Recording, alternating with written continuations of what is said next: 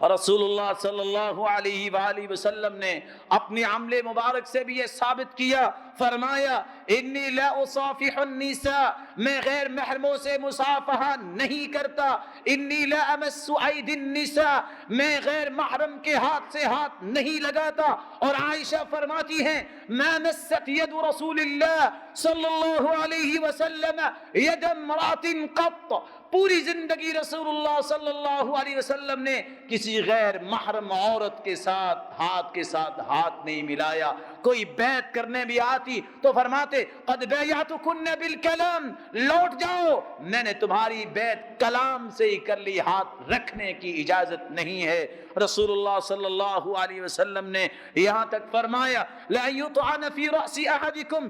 بمخیط من حدید خیر لہ من ان یمس امرأة لا تحل لہ، ایک آدمی کے سر کو پھوڑ دیا جائے اور لوہے کے ساتھ دو ٹکڑے کر دیا جائے اور اس میں لوہا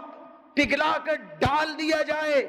یہ بہتر ہے اس سے کہ کوئی شخص غیر محرم کو چھوتا ہے یا اس کے سر پہ ہاتھ رکھتا ہے۔